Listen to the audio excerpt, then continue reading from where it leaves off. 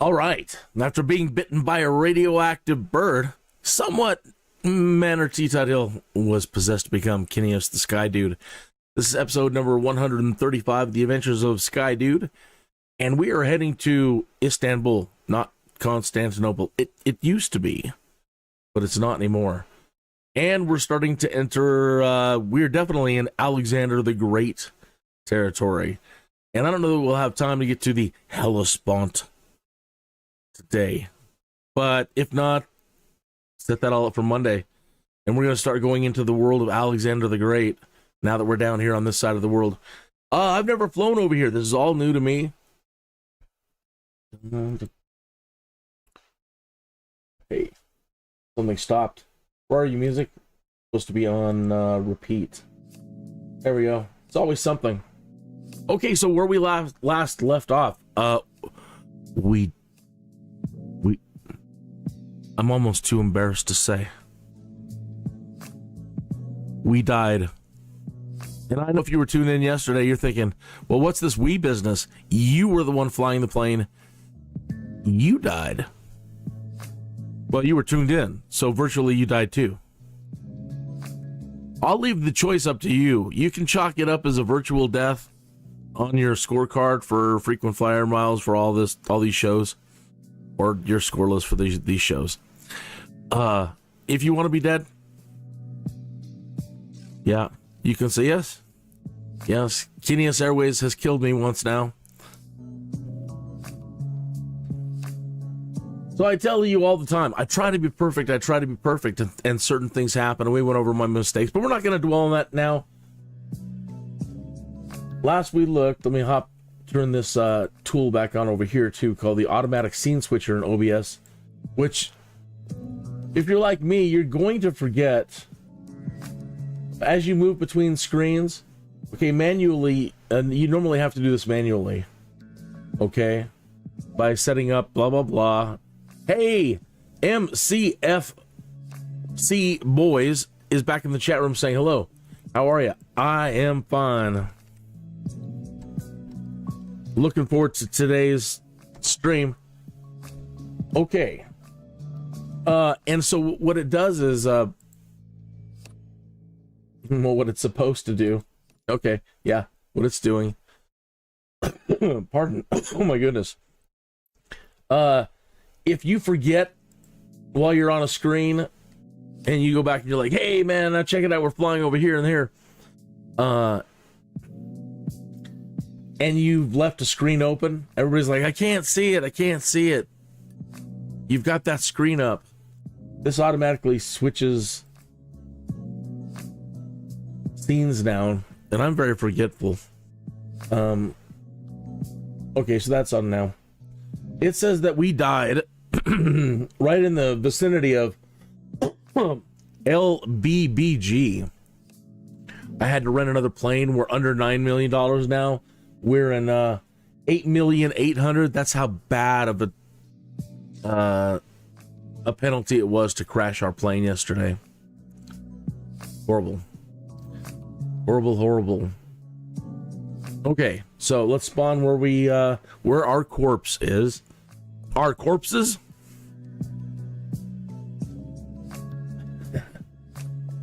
Man, I'm really coffee today.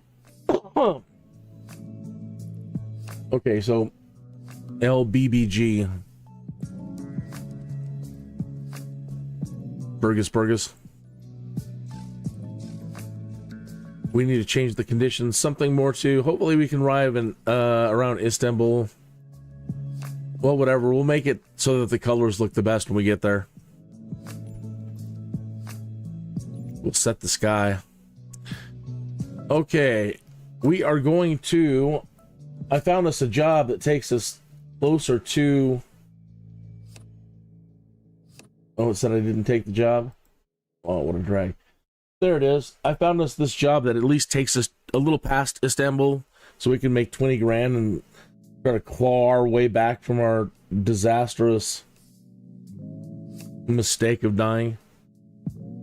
But before I click that, let's do this job and get this job. Let's get it set up, because this is going to be a timed one, which means we just need to hurry as fast as possible to get there, or we won't get paid. Which is a good incentive to get there, not mess around. Okay, so LTIC. So let me put that into here while we have this screen up still. The automatic scene switcher.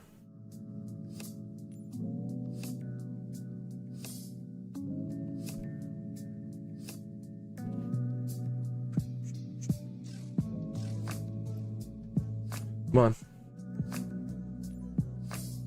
Yes, that is what we want. Let's jack him with the time again. Set. And settle down.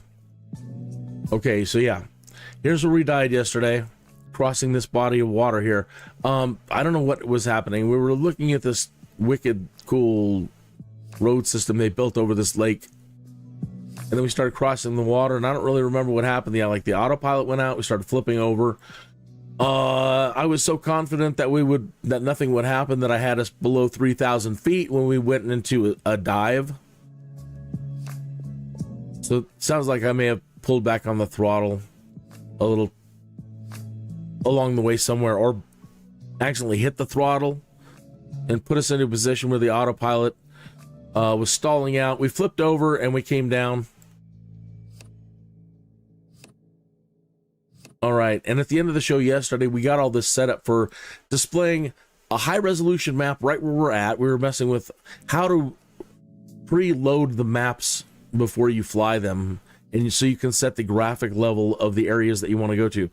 So right around us, as soon as we took off, I said, as soon as we take off tomorrow, I'm going to load this area in high so that we can check this lake out, and then everything else leave medium and low around it. And I said, now we don't really need to spend too much graphic power just crossing this distance that we're going to do. There's really nothing here. I'm sure there is. Historically, this is a place where it happened, folks. Lots of stuff happened. So this is History Central, but we're concerned with getting to Istanbul. So everything to here is low to medium. And then as we start approaching down in here, all the maps from the airport at Atatürk,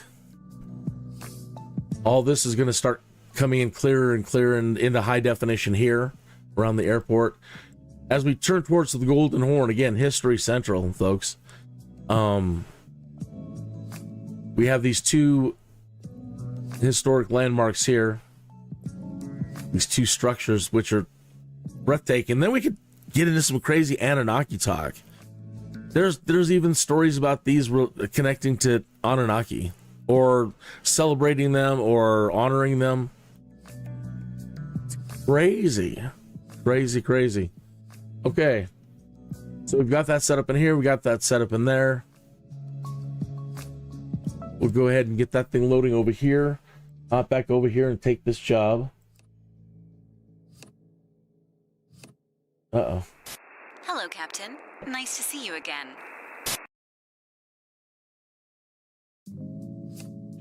Transporter from dispatch. That's what we want to hear. Express packages before the deadline. Don't waste time. In the chat room, ladies and gentlemen, we have Burger LOL, otherwise known as Henning. As fast as we can to get you on your way.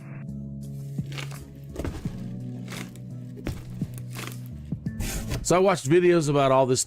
Well, a couple. I didn't watch a lot, but I watched videos covering this area here because I wanted to find out more about Alexander the Great.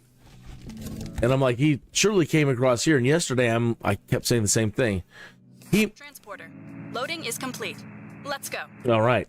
He must have crossed here. Everything looks good from where I'm sitting. Taxi to the runway and take off. Okay, hopefully we don't have any problems like yesterday.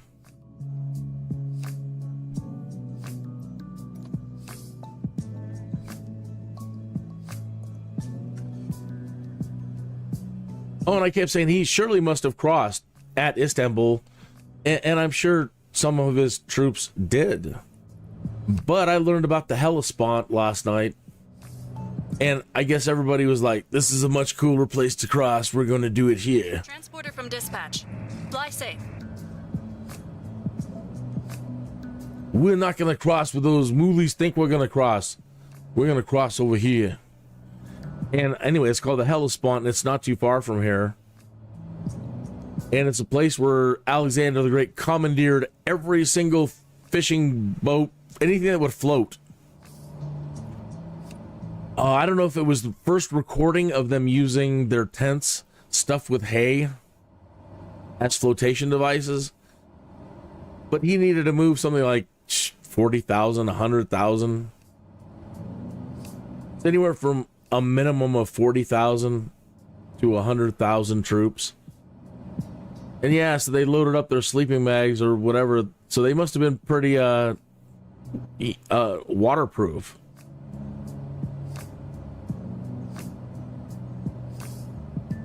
To be able to do something like that.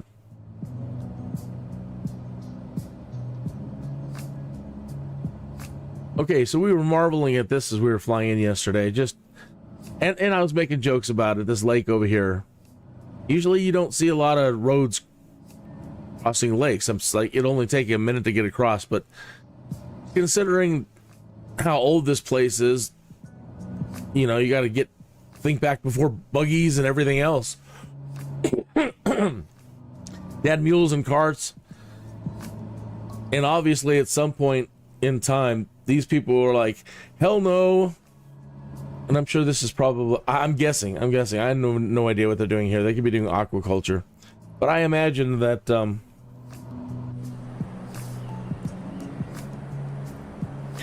imagining getting back to the right cockpit view.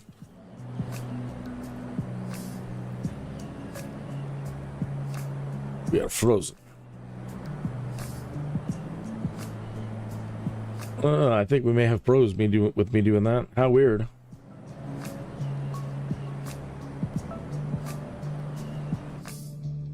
Okay, that's unpaused.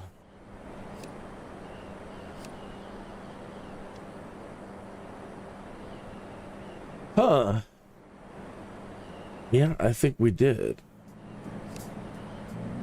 Try some other things here. Don't want to assume.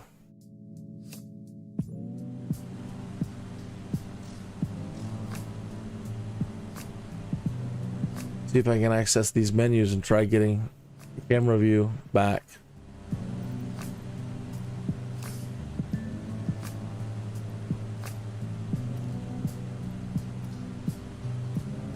Okay, she's frozen. Don't know what happened. And stuff happens. All right, so I was joking about how with a mule and cart, they're like, hey, we need to get to Grandma's house a lot quicker than this, Josiah. You better start building some roads across this lake here so that we can cut all this and go right to it, Josiah. Methuselah, whatever your name is. Antiposterino. You're going to start building a whole bunch of roads so that we can get to our grandma's houses across the lake much, much faster.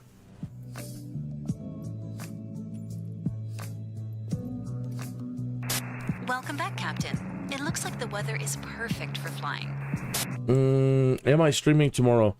I don't know yet. Order from dispatch.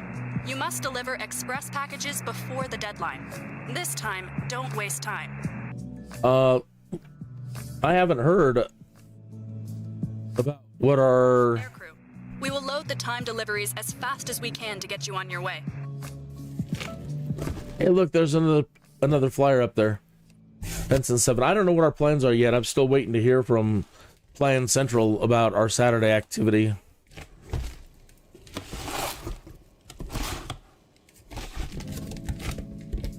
Okay. Transporter from dispatch. The cargo is on board. You are cleared to taxi to the runway and take off. Everything looks good from where I'm sitting. Taxi to the runway and take off.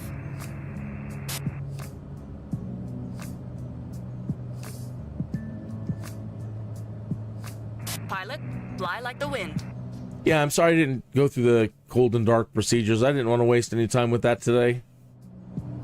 Very simple to start this thing up, though. This isn't a study level 1. You're only dealing with a handful of controls. And you always have a checklist at the top of the screen to refer to. You start cold and dark, and you're like, I'd like to learn how to start this thing. You can always, usually, almost always find your checklist up at the top here, which will walk you through each section. And you can also make it autocomplete and do all kinds of neat things. So before starting the engine checklist, before takeoff, starting engine, da-da-da-da-da. Either way, checklists, if you're new, are your friend.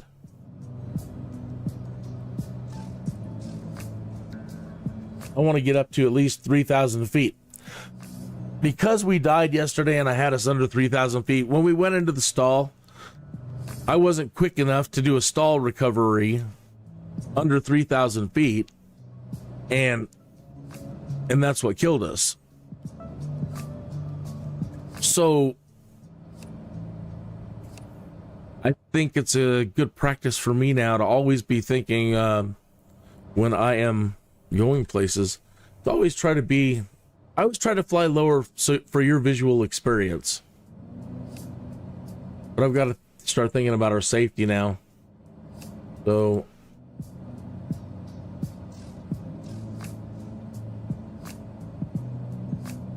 all right, so I've got it set to 3,000 feet. Should have turned Alt off. Low.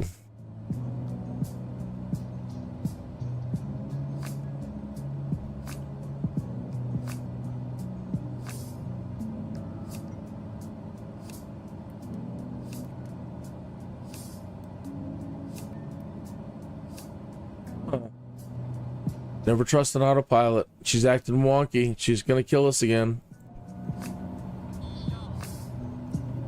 What is up with the autopilot? So, two things right off the bat. Autopilot is forcing us into an alt hold mode, and it's not engaging the flight level change.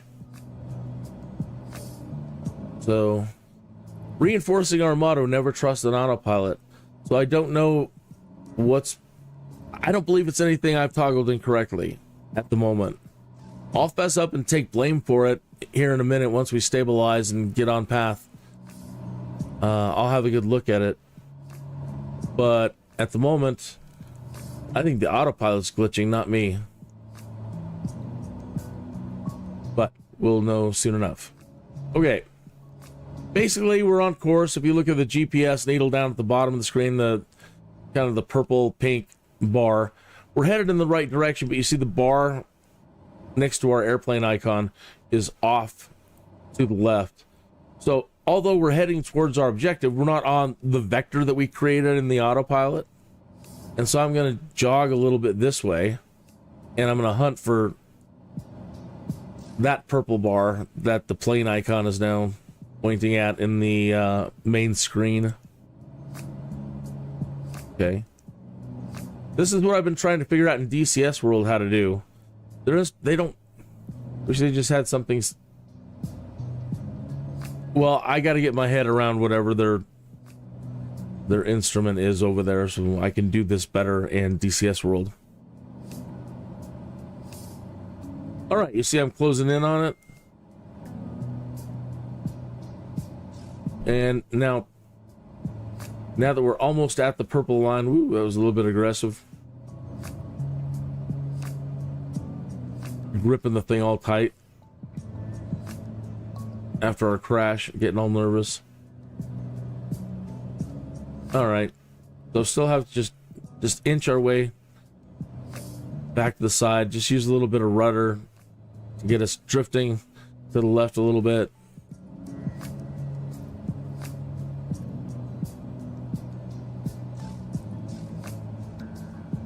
All right, you guys know what my plans are, and right at the moment, it's I don't know. What are your plans? What are your plans for tomorrow? What are you doing?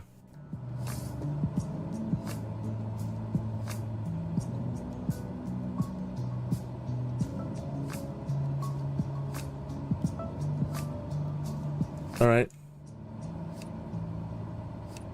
And that's pretty close. All right, let's try to get the plane leveled out. Right now, she just wants to fly like a bat out of hell.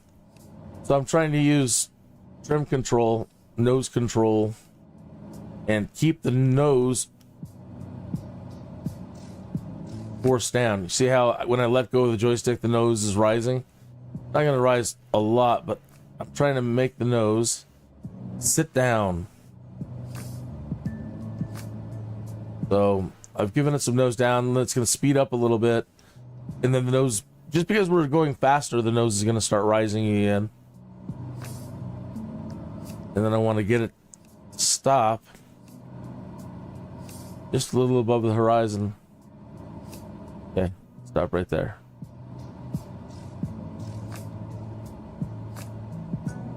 All right, want to turn a little bit this way.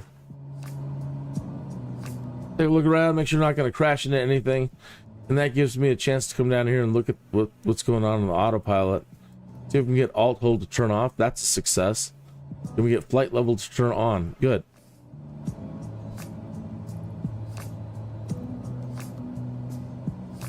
All right, we're on nav. What does our flight plan say? It didn't want to take the way I saw it.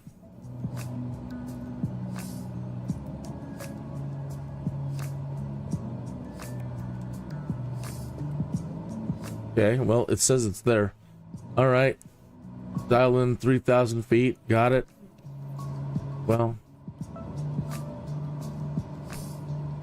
go up a little higher. Just go right where we're at. There we go. And engage autopilot. All right. So, brush fingers. Keep an eye on it for 10 seconds. It's overshooting. It's aggressively overshooting where we need it to go. Our bar. It's freaking out. Freaking the F out. It's not doing its alt hold. Well, it's trying to do no. See how it's just shooting the nose straight up? I don't know why. The altitude select is set at 3,500 feet. So why it's lurching up and down? Let's try it again.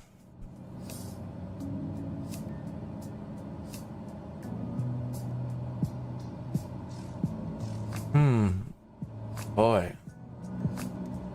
Okay, engaged.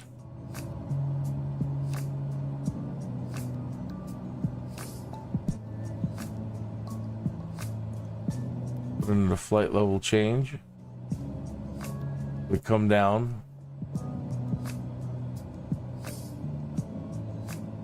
If it'll take its path. If not, let's try direct 2.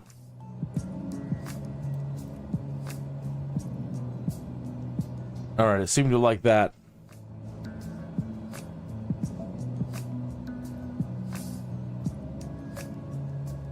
By Joe, I think we've got it. Come on, come on, come on, you.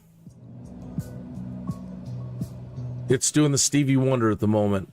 It's like, is it over here? And it just kind of leans that way. And then it leans back this way. And then it leans back the other way.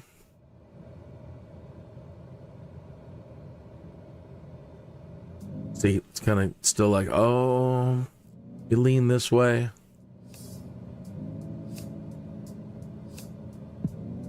Start leaning back the other way. Seems to be stabilizing though, so I think we're good. Now we're losing speed.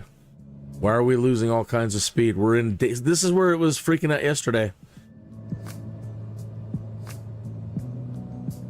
Putting us into stall speeds. All right, wow. All right, I didn't think I'd look. I had the throttle at least, I don't know, 50. But now I'm guessing the fuel weight or whatever. Who knows? That noise is something. Henny's going to be laughing at me. The noise we just heard, or if you were really listening carefully, you just heard the flaps. The flaps were down, so that was causing a lot of our drag. Still don't think it accounts for the autopilot, but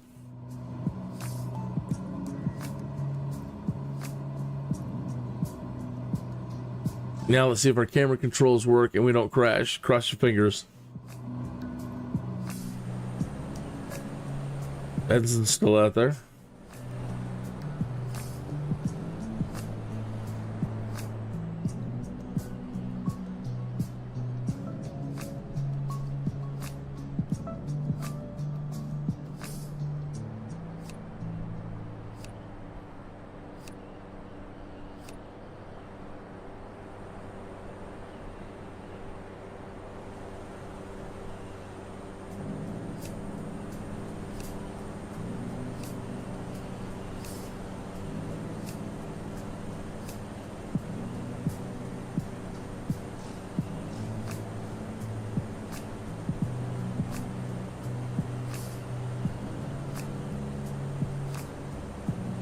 Okay.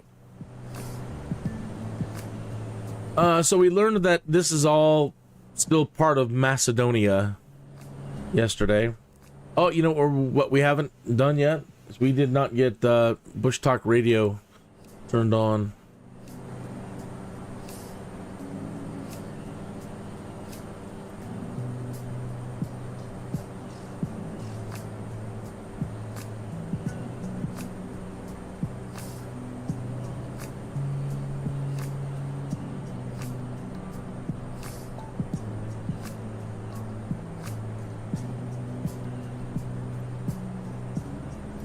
Okay.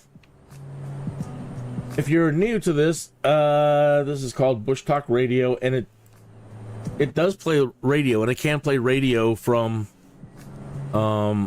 any radio station that you're near, which is an amazing thing. It really is. That alone is but you can't play commercial radio stations while you're live streaming. It's a copyright violation.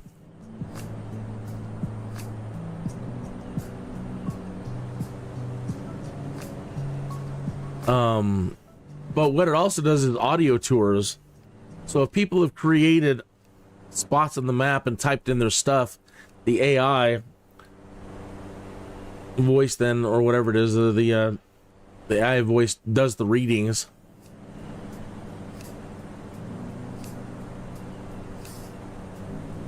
If it doesn't clear up by Istanbul, we will lift the clouds up a little higher.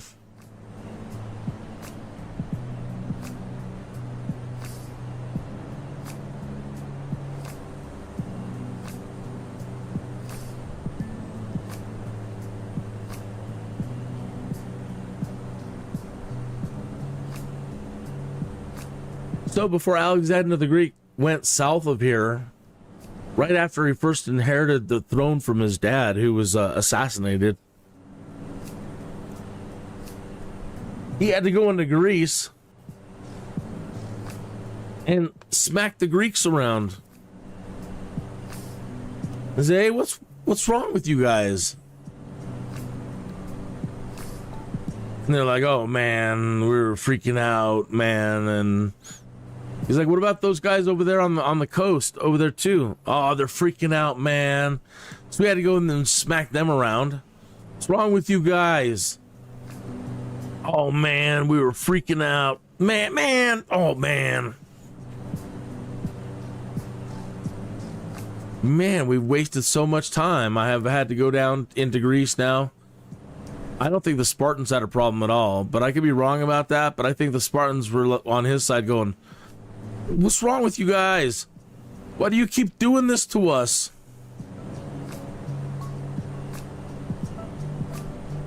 All right, so he had to muck around at like the age of 20 and go around Greece smacking everybody back into line and waking them up. Stop with the Dionysian festivals, okay? I mean, everything in moderation, right? My God, you people. Get out of the bushes.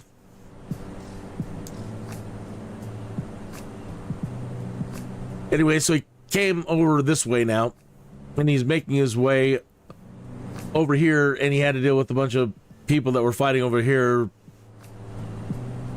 But it must not have been a big deal because did it in like a month. And then he started heading south, and I naturally assumed that he crossed at Istanbul, the Golden Horn area, and he may have had troops, but it seems that they had a cooler spot to get across called the Hellespont. And going back to Bush Talk to show you that. Okay, get that dragged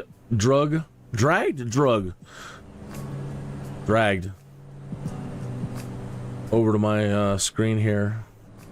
I forgot to post this on social media.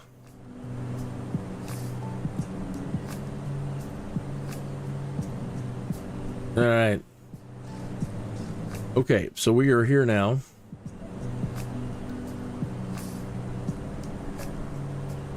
All right, so Alexander the Great, yeah, he's over here. Here's Macedonia, right? So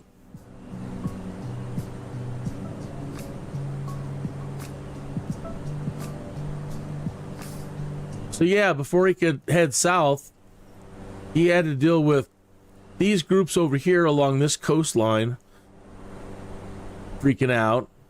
He had to deal with Thebes down here in Greece. It's somewhere over here, I believe. Let's see, Thebes. All right, so he had to come down into here and muck about in these mountains, where it's a real drag. If you've ever played Rome Total War, any of the Rome Total War series, those, or any really, I guess, Roman campaign type of game, you know that this area is just such a pain in the ass because it's so mountainous. So it's pretty smooth sail in other places, and then you get in here and you're like, it's taking forever to move. This sucks. And so he had to muck about in all this and do some major fighting. He made some wicked mistakes in here as a young guy. He got his troops all ambushed in this one valley over here. They may have been over here, coming through here. Lysira? Got the name right. Spartans are down in here. Alright, so then he had to... Okay, you guys done fooling around. Make his way back out. Went home, hung out for a while. Dealt with some things that were coming from the north. And started making his way across his own lands. Again, his lands extended all the way out here to where we're at. And down and through here. But you can imagine how hot of a spot this was here. Between the Persian Achaemenid Empire at the time. People jumped on my crap the other day for that. I made a tweet about Alexander the Great coming back and smacking the Persians around because of what they're doing again these days. And he's like, it was not the Persians, it was the Achaemenid Empire. Dude, they were in charge of the entire southern area, the southern world over here. Everything was throughout this region over to going into India and stuff way out here. Alexander the Great is like, I'm tired. They didn't even keep going. He made it over here towards India somewhere, and he's like, I'm out. His guys are like, we're out. He didn't even make it through the Silk Roads.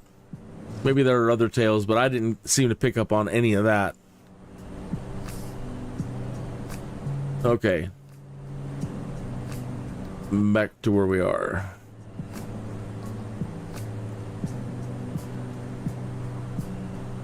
Alright, so yeah, I planned our trip today over to Istanbul because I assumed that he brought his troops this way. And again, he may have. I'm sure that there were. But then I learned about the Hellespont. And that's this other landmass that sticks out in through the water here. And kind of like what's going on the map here, there's this area where it makes crossings very easy.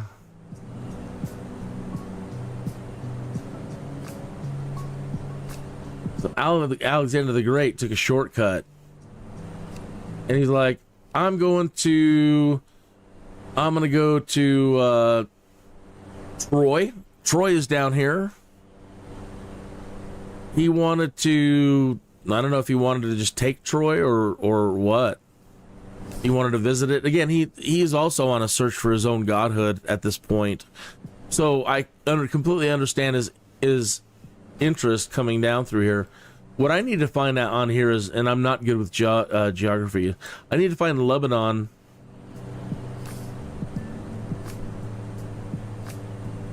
Because Lebanon is the Temple of Baalbek.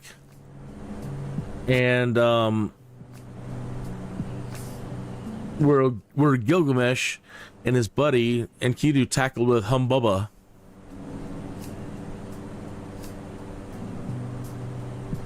And definitely a place if you felt you were a god and you were searching for answers, you'd probably go there.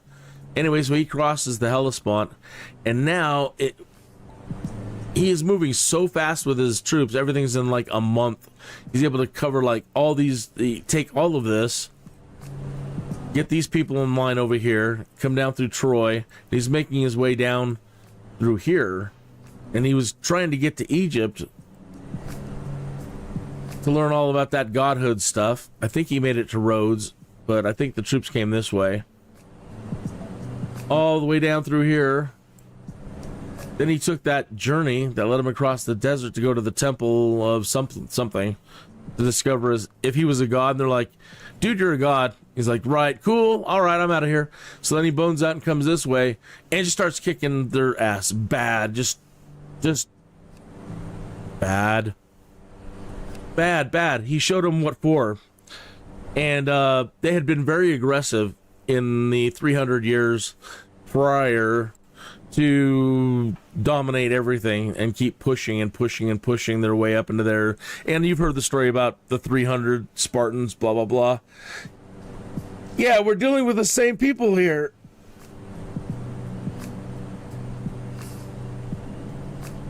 So once Alexander's told, yeah, you're God, he's like, it's on. Boom, boom, boom, boom, boom, boom, boom. And just started taking all their crap. He took their entire world from them. Again, out to the point where everybody's like, I quit. I don't want to go any further. Everybody traveling this way. They're like, then there's some crazy people that live over here and some other crazy people, and we don't even want to go over there.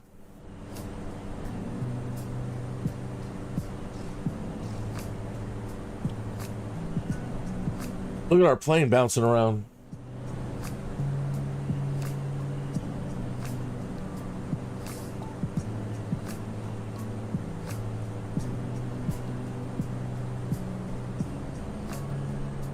Wow.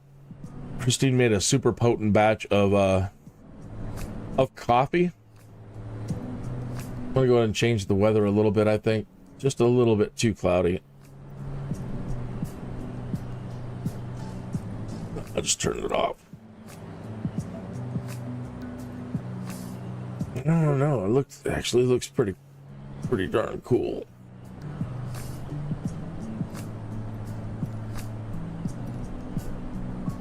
I'm torn.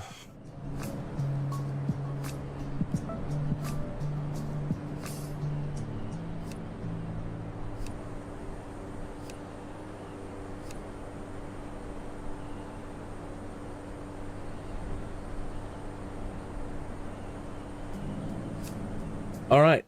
I will be right back. I need to, grab an antacid or something. She's made this pot of coffee so strong, it's just now making itself known in an aggressive manner. Do. Come on, you. Your hair sticking to the rug. You ever have that happen? Here's yank your rug around. All right, be right back.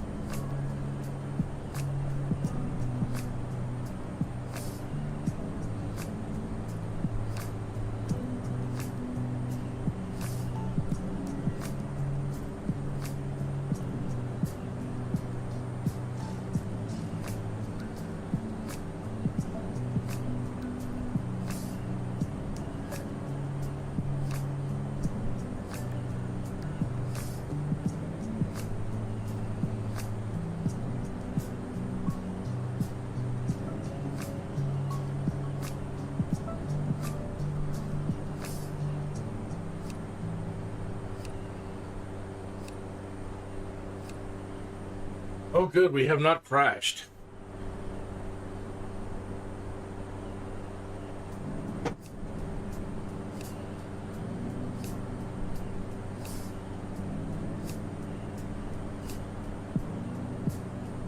Okay.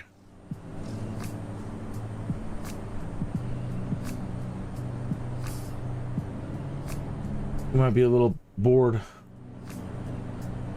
hearing that background music.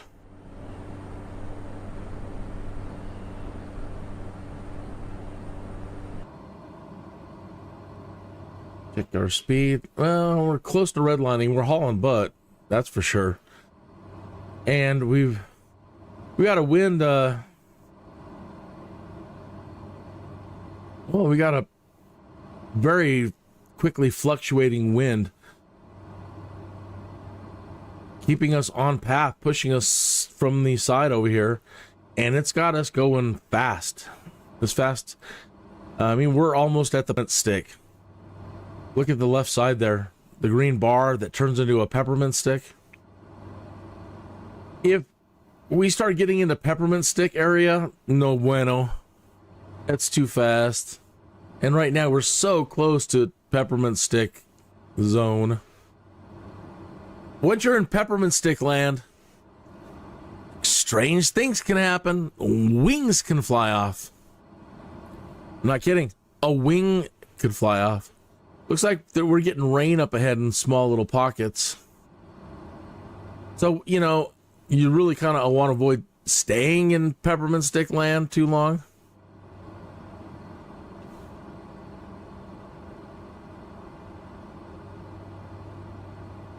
I'm in kind of a hurry, so I'm going to risk. We're going to live on the edge, man.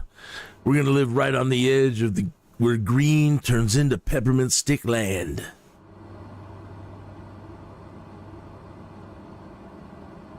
Got to get a move on. Okay. Yeah, so getting some water coming down over the ocean, or whatever. This is part of the Red Sea. Let me go back to Bush Talk real quick. What I was going to point out about this tool here.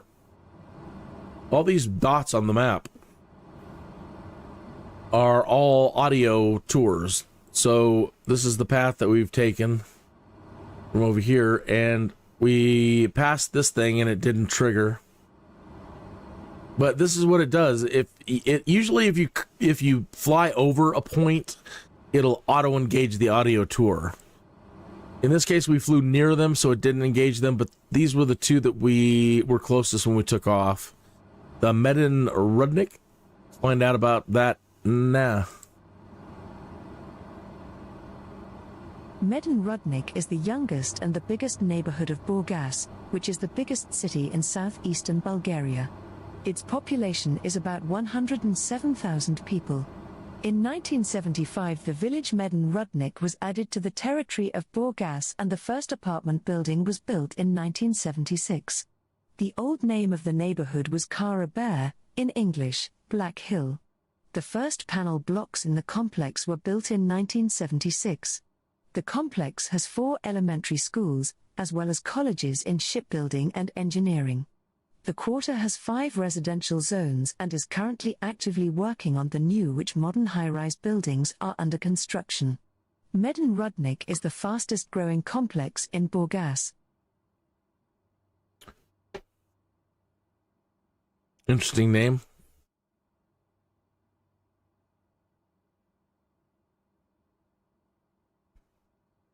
Develtos or Dultum was an ancient city and bishopric in Thrace. It was located at the mouth of the river Sredenska on the west coast of Lake Mandrinska. And I thought the last place had a weird name, Bishopric. Near the modern village of Debelt. Develton was founded as an emporium of Apollonia Pontica in the 7th century BC. From the 6th century to the 4th century BC, the settlement served as an important place of trade between Thracians and Greeks. Develton was annexed to the Roman Empire in 46 AD and became part of the province of Thrace.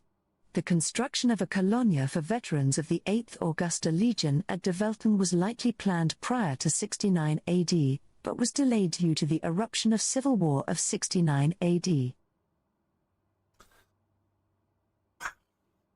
Okay, so the Greeks, Macedonians, and we're all trading with the Thracians there. Bishopric at Develtos. Okay. So, and along here, so nothing, no points of interest so far within sight.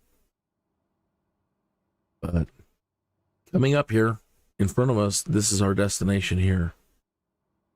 So the ones we want are the yellow ones in stars. We'll try to find when we get closer. I know where two of them are for sure. Let's go ahead and cover some of these areas that we might not get to. The way out here. Cool bridge.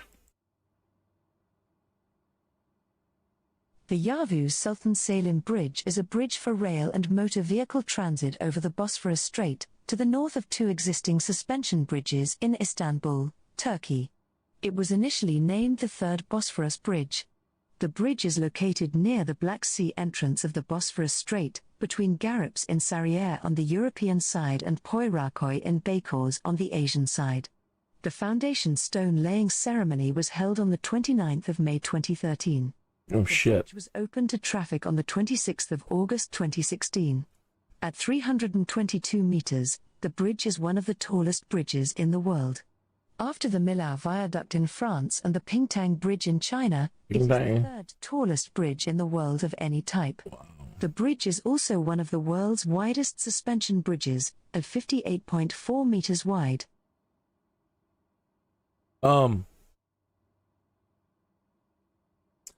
I had discovered the cause of our crash yesterday. I think it happened when I was trying to look around. We were looking at that lake, and I was trying to move around the interior of the aircraft. I think what's happening is that some of the camera controls may be tied in some way to autopilot. Because as soon as I turned the camera around and started heading to the back of the plane, I was going to do some role playing with you. Went back there to get your cup of coffee, some snacks, whatever. Tell you to imagine that none of these chairs are there, that there's couches on the sides, fine rugs on the floors, and, right? And the plane flipped out, and I had to immediately do a jump back into the co-pilot seat, and now we're turning back around and seeing if she'll get back on course.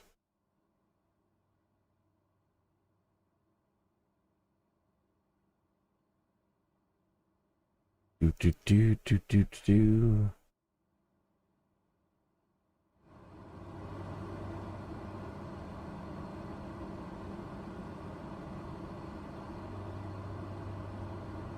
If it is, it'll start, leveling out here.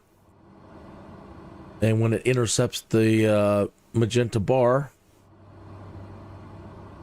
it will turn back onto course.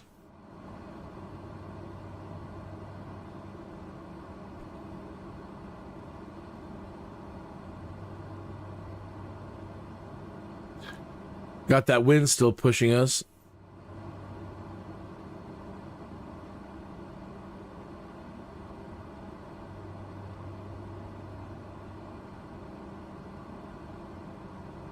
There were some flights that took place in the last week or so that made the news. Some airliners that had a super tailwind, and they arrived at their destination 1 hour ahead of scheduled time because the wind was pushing them so fast. It had them doing 700 knots. I want to say it's like 800 to 900 miles an hour.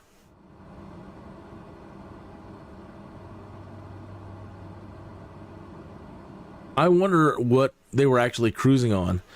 I mean, did they actually have any throttle? How much throttle input did they have? Or were they just like throwing their arms up going, all right, let's just let the wind do the work. Get that an hour early and save a bunch of fuel.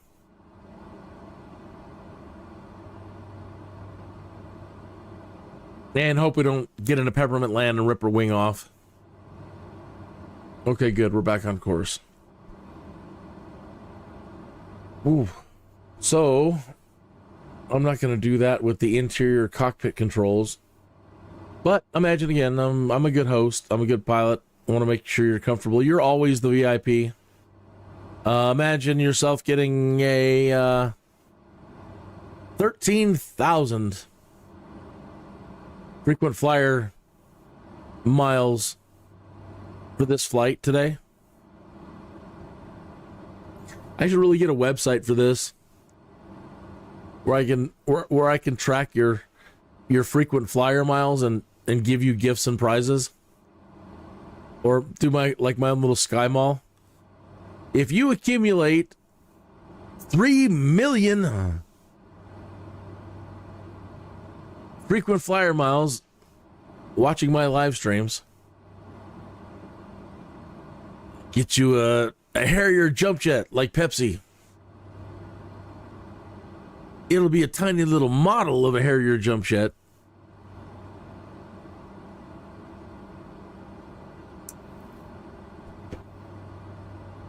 And it will say Pepsi on the side.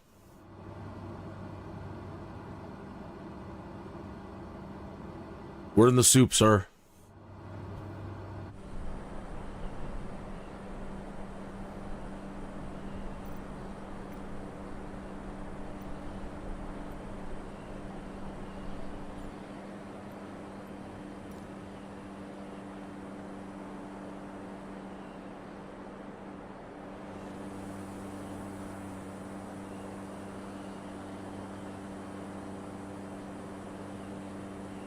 I wonder if they have models out there where the wheels can come up. I always feel like, despite the power this plane has, it's still so hindered by the drag that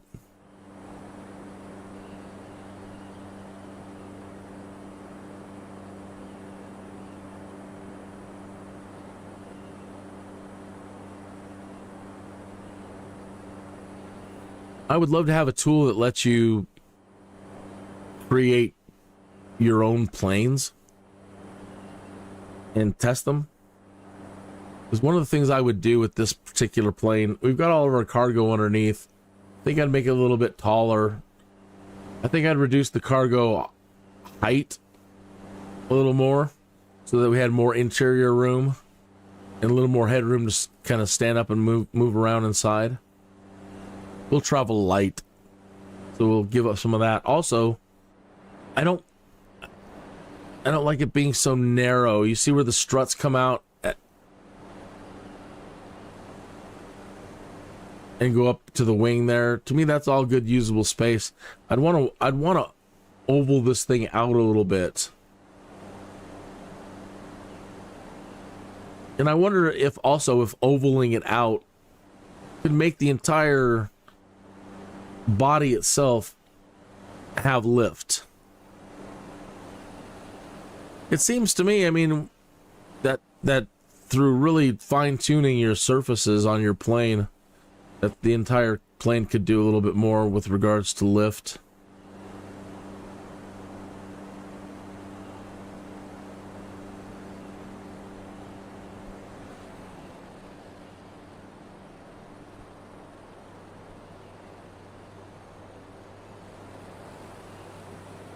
Now again, going back to yesterday, before we left, I downloaded all the maps ahead of us using the manual map tool, whatever the heck it's called. And I set all these up to be low to medium graphic maps. But as we get closer and closer and closer to Istanbul, I increased the resolution on the maps to download. And the area that we want to sightsee, I got the highest level detail maps we can get for that area. Now, some countries don't like you to have high detail maps, and that's understandable. So you never know what you're going to get. In certain areas, you might get really, really, really good, clean data. And other places, no matter what you do, you're just not going to get good photogrammetry. I believe that is the proper technical term for combining all the satellite data, ground data, blah, blah, blah, into a photographic overlay on the terrain.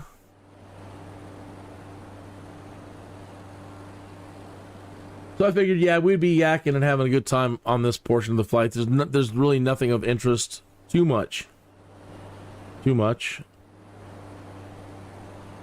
And there was nothing on the bush talk to indicate we're going to need to sightsee some of these areas. And let's just get to it.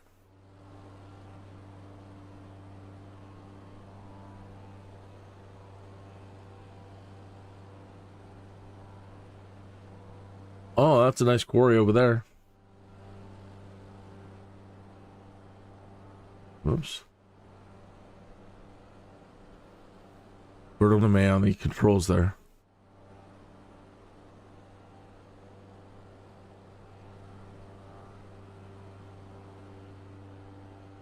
This is absolutely one of, to me, the best ways to explore the world if you're never going to get out of your house.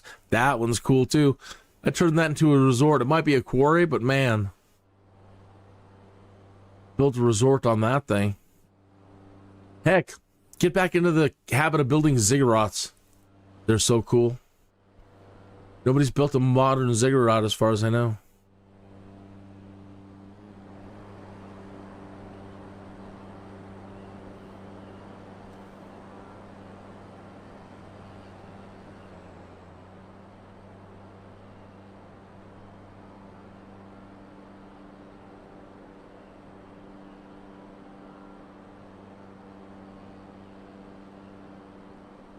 Oh, I'm sorry. I had my volume controls up and covering the chat, and I missed your chat there, MCFC boys. How long do I do the live stream? Usually till 3 o'clock, so 2 hours. On some days, I don't mind running as long as 3 hours, go to 4:20, and if we really need to push it, I'll go till 5. But on the average, 2 hours. Just depends. No, I've never been here. This is my first time doing a world tour.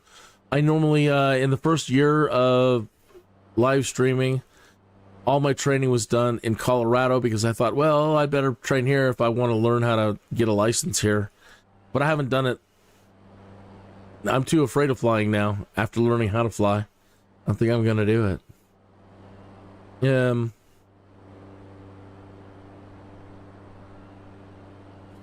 And I've confined all my travels to doing cross countries across the United States.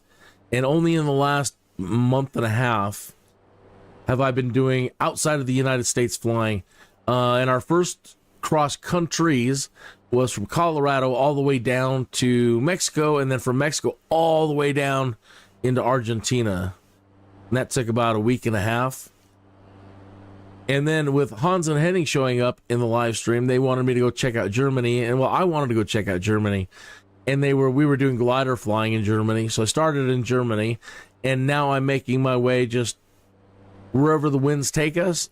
And it's taken us over to this area where Alexander the Great did all of his cool stuff.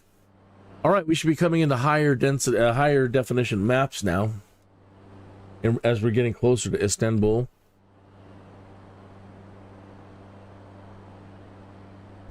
Am I out of the window? Yep.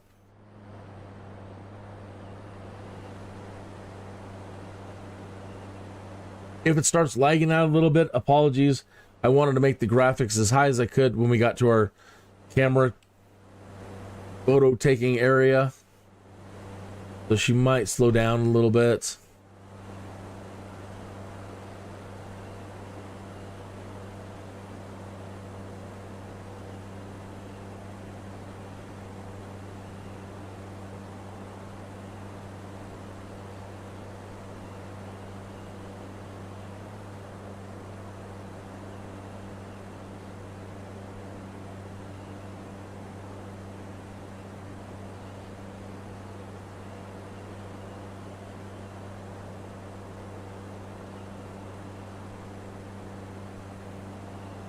take a look out here, see where we're at.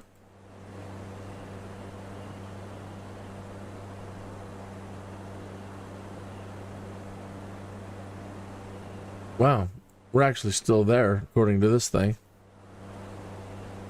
That can't be right. We're over land and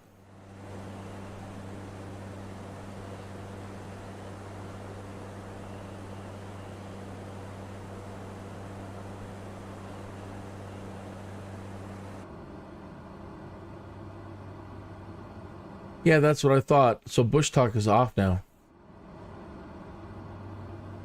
Yeah, we're very close. It says we're just 6 minutes away.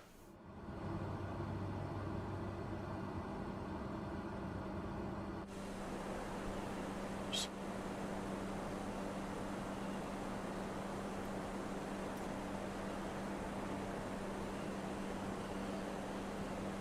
yeah, we're basically here. So if you have a date in Constantinople, she'll be waiting in Istanbul.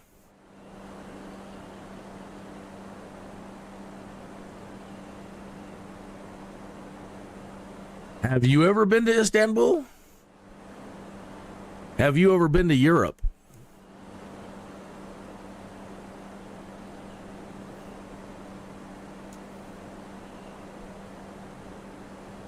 All right, I'm going to go ahead and take it out of autopilot and start coming down.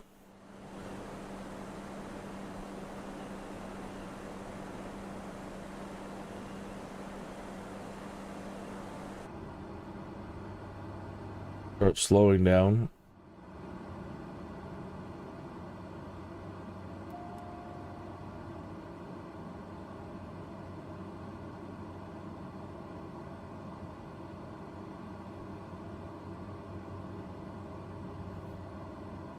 Put in a touch of flaps.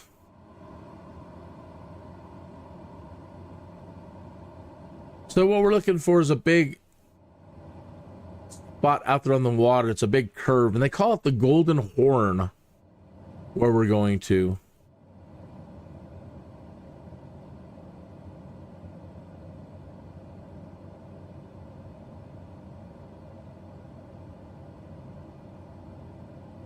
And so activity and trading, the Greeks owned this, all this at one point in time.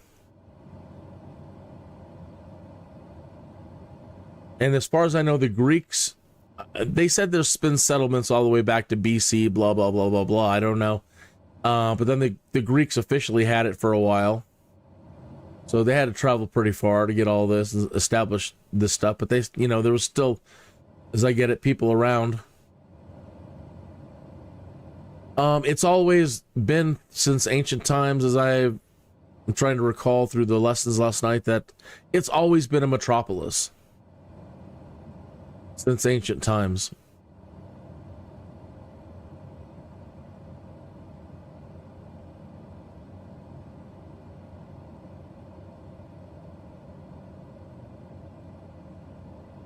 I'm surprised it's not more built up. I mean,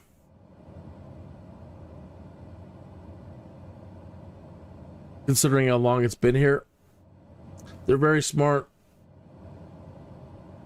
They leave lots of open spaces.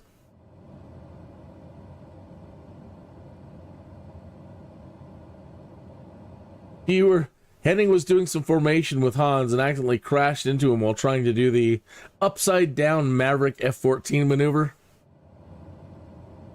where you give the international salute.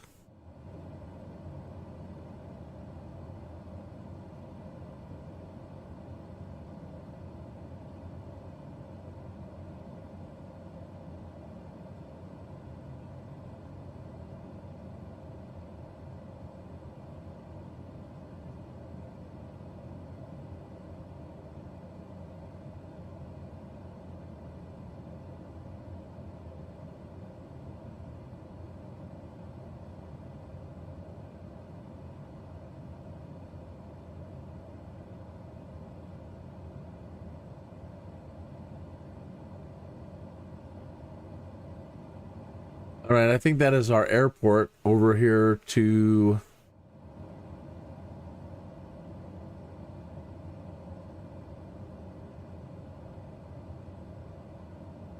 Yeah, you Goose takes the picture.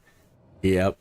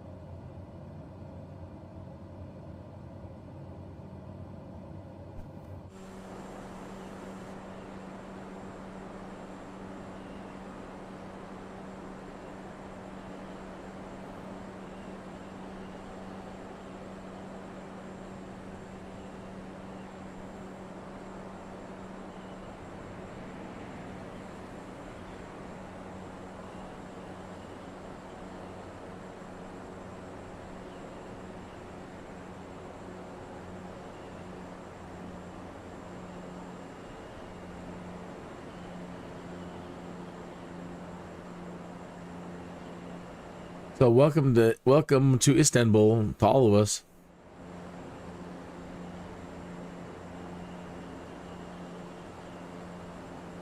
I apologize. I don't want to blow up my computer. If I had a computer worth a darn at this time, I'll have one better later in the year.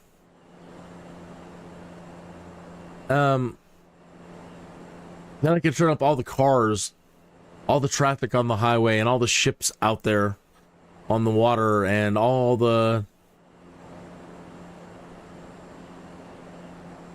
airplanes and all the airport personnel running around.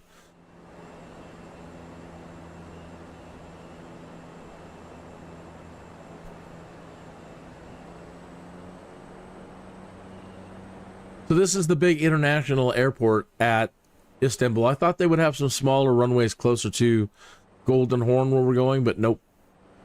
You have to come here first. Just gonna do a flyby.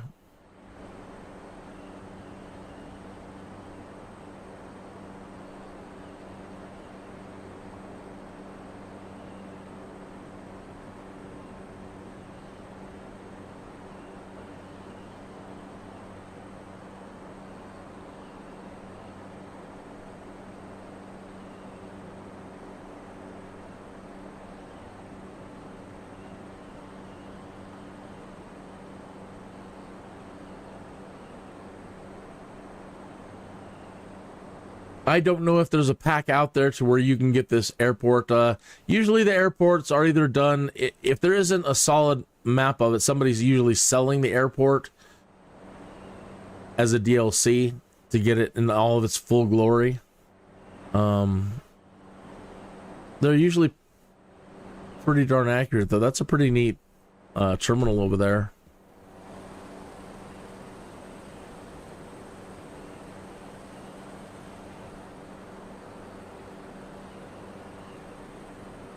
Okay. So now let's make our way over to the Golden Horn.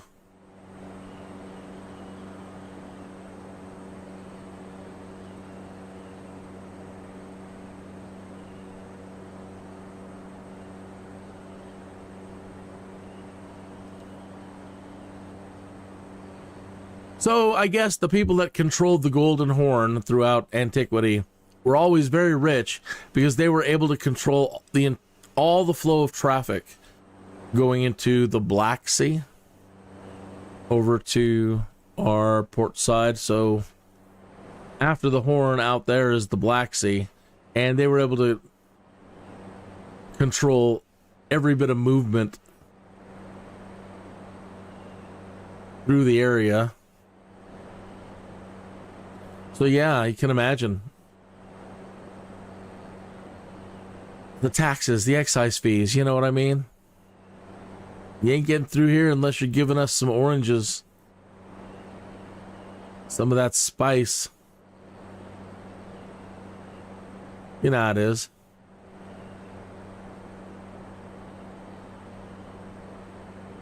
So yeah, that was something I remember from the lesson yesterday. Everybody that ever lived here and controlled all this was always really rich. I get it.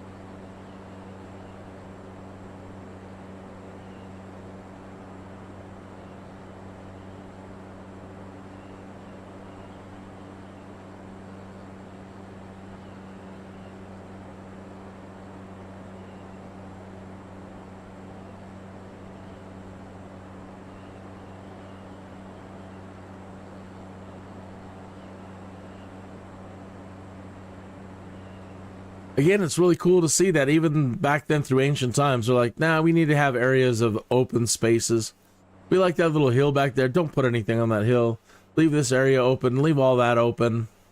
So despite all the growth, still managing to maintain some sort of balance between green spaces and everything else.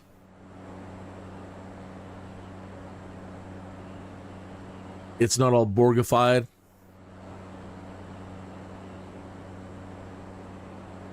I think I saw these, I don't know what these are, these like 4 things sticking up out of the ground over here. But I think I remember seeing something like that in one of the photographs. I did want to, now that that's triggering a memory, I'm going to go that way and then cut along the coast. We're not far from our destination, our landmark destinations. Like a water sewage treatment plant right there.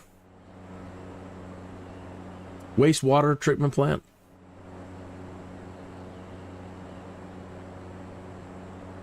Bet it smells lovely. Are they just buildings? Sometimes, if it doesn't have a good photo map of it, it'll just create generic structures in the place of landmarks.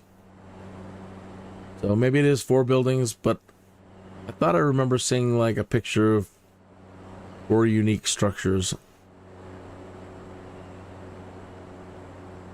That's happened before when I've flown over castles. It doesn't show the castle, it just put some generic there.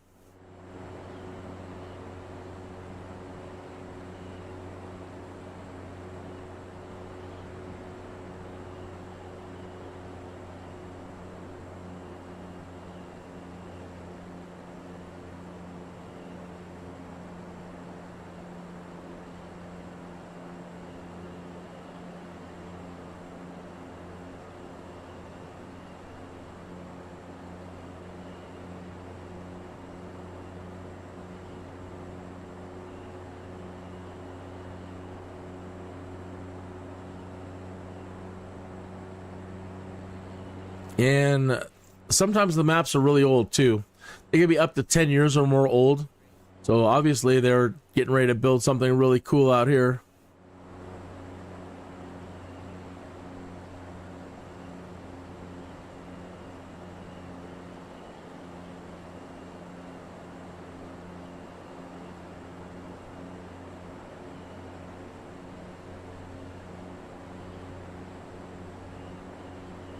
Ports.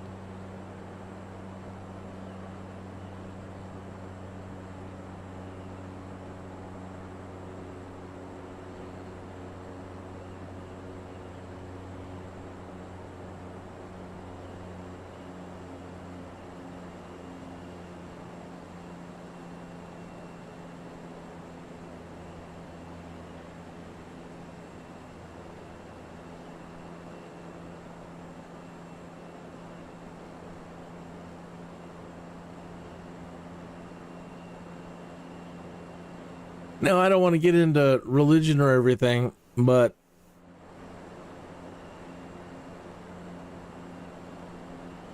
it is historically known who built some of the stuff up ahead, and then things changed hands.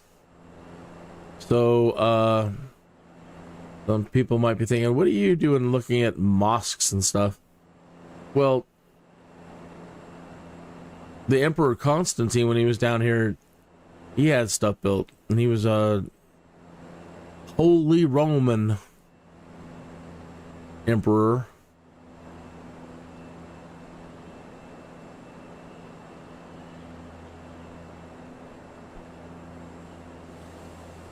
Transporter, your deadline will expire in 5 minutes. Yeah, we're not Hurry up. going to make it, so we'll just write this job off.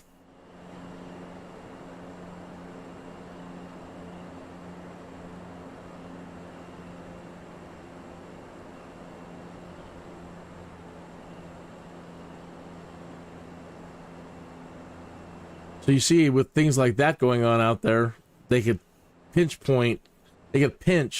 traffic coming through here on these 2 points. I wonder if that was man-made at all, to choke it down a little bit, make it easier.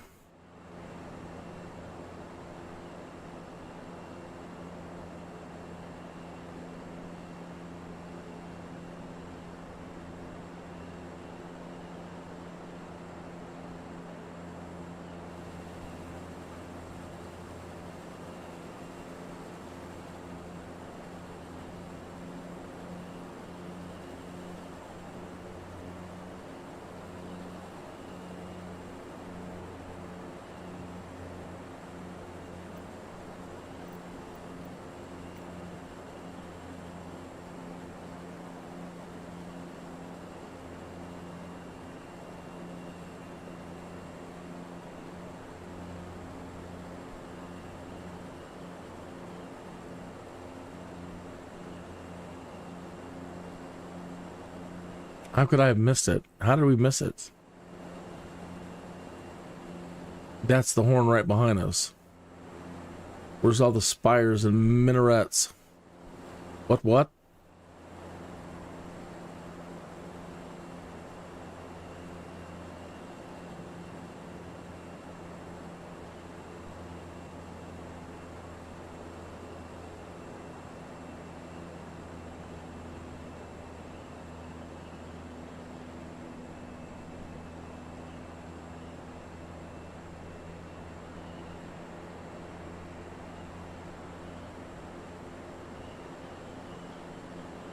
I think that was the bridge we were hearing about.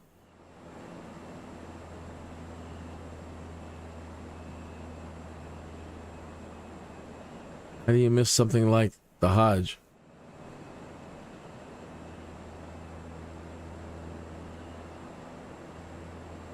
Yeah, I guess we did. I thought they would be a lot closer to the coast.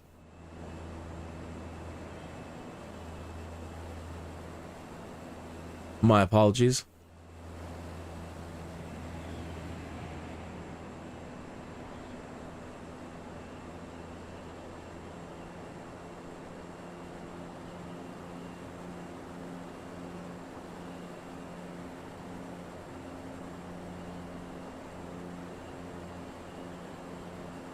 And landmarks should be on. Pardon me for blowing immersion here and having to come out here really quick, but I swore that I had everything turned on for landmarks, but I'm not seeing them pop up right away.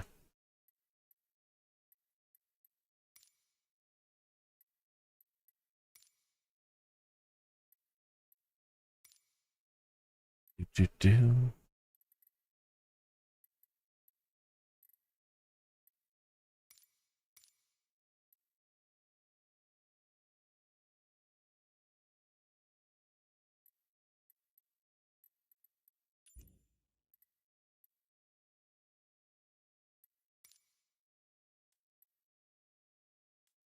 There we go.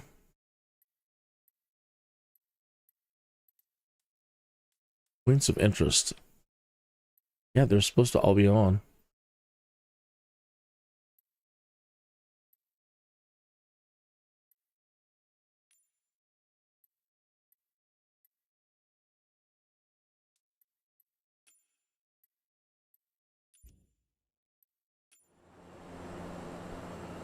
Okay.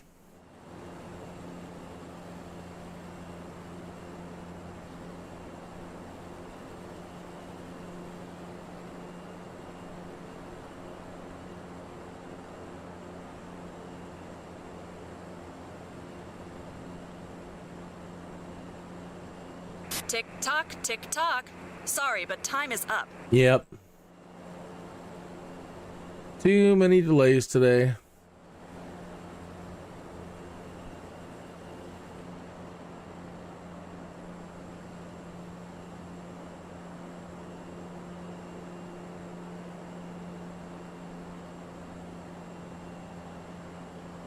And it sure can't be too far in because you can see it from the water.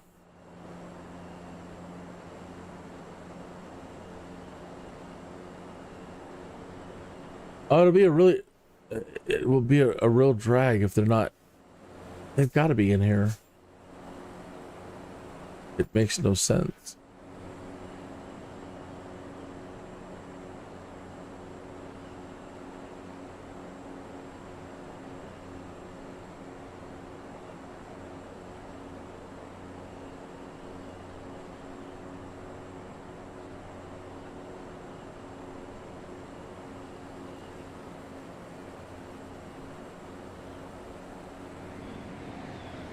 Easy.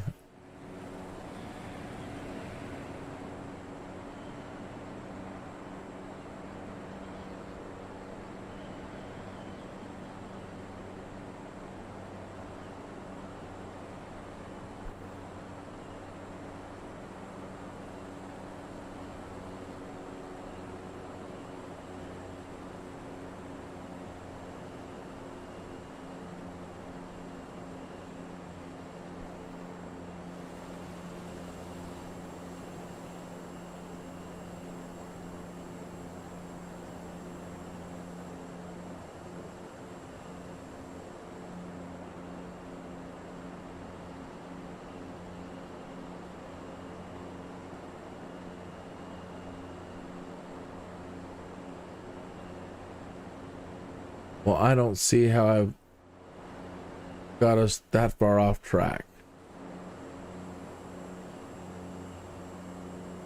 Or they are further in and I'm just missing them. All right, well, let's go back out here to the main menu. We missed our timeline, our deadline to get paid, so that's not a big loss. Money isn't everything. Where are we at? 24 minutes after the hour. It's normally at the 20-minute mark I take a break. We haven't really taken any breaks today. It's been pretty mellow, though.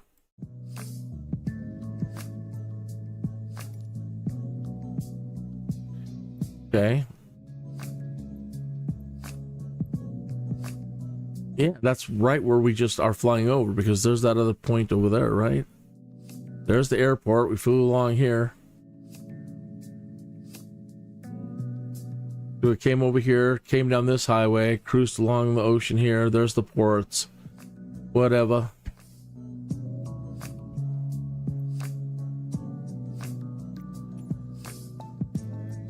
Since we're out here, let's go to something really strange.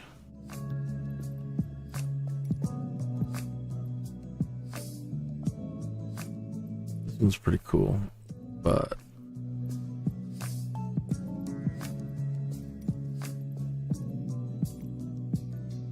if you're tuned in and you haven't seen this before, I think you're gonna like it.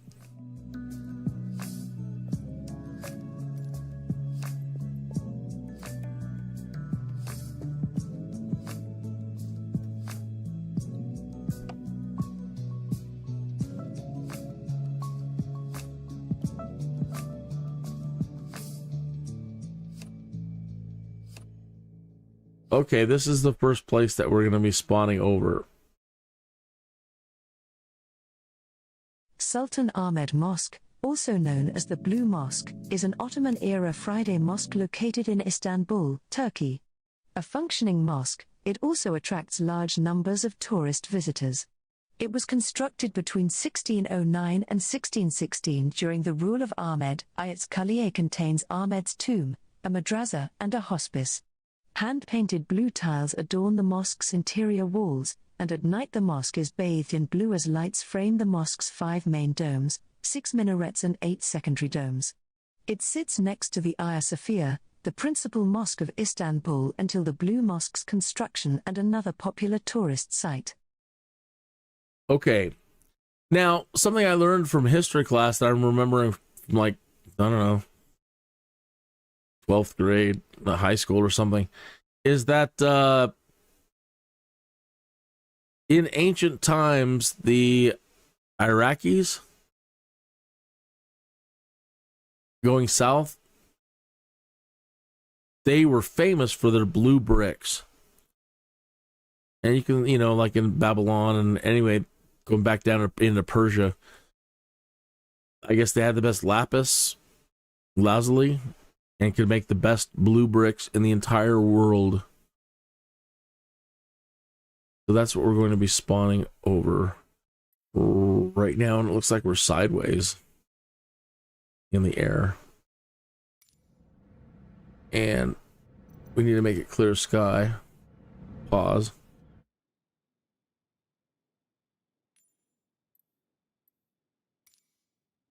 And so we don't miss it.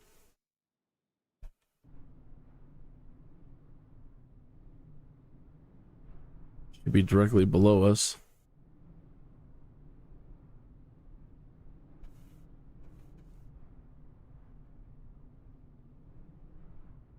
There it is. I see it. You don't know what this thing is? It's from the Dune movie. It's called an ornithopter.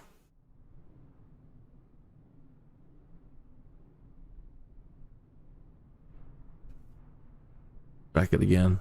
Okay, there.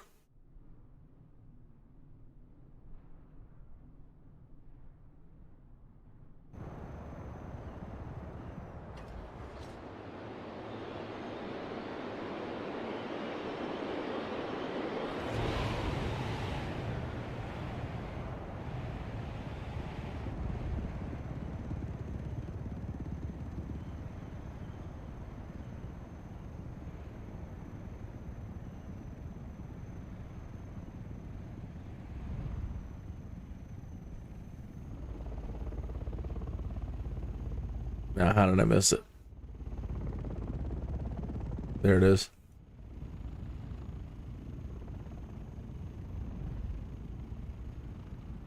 Right next to the HAGIA SOPHIA.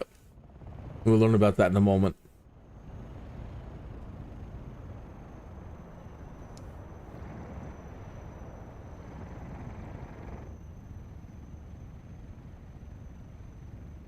Don't crash. Don't you dare.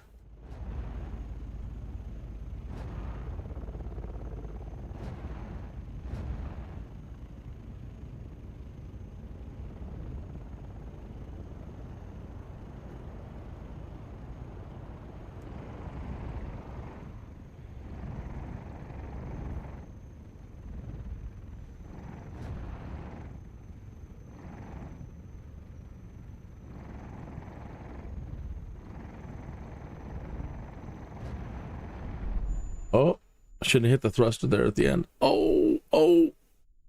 I was getting ready for a nice little landing right in front of it.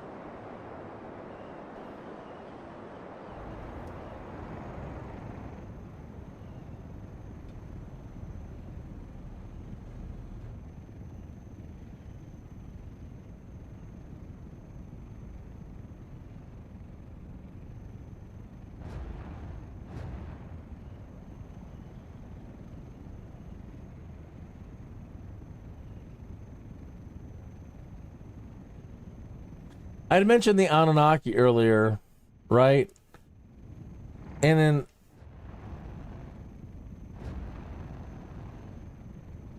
then I don't remember where I read it, but that the spires, the towers,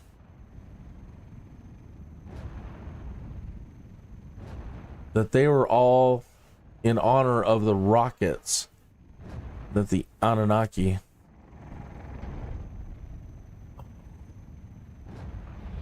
oh no. Alright, I'll just pause it and we'll use the drone.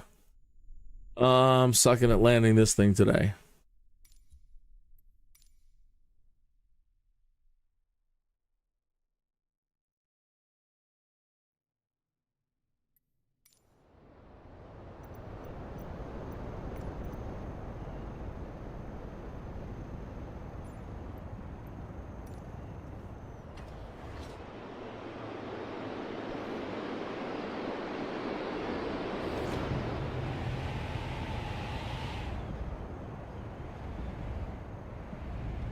My gear's down.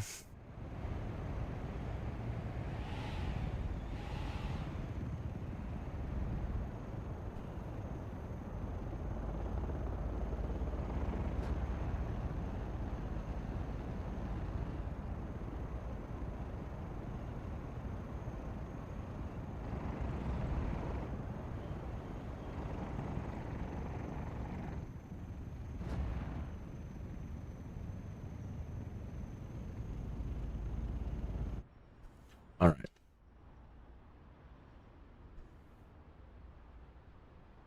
Do.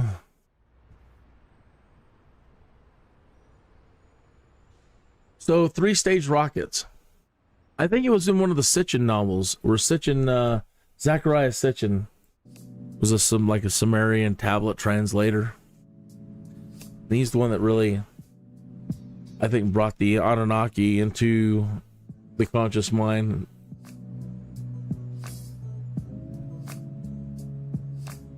And he's saying that these were created in honor of the Anunnaki, potentially but the one next door, I believe, was built by the Emperor Constantine. But that does not mean that they're not acknowledging the presence of other beings from Nibiru.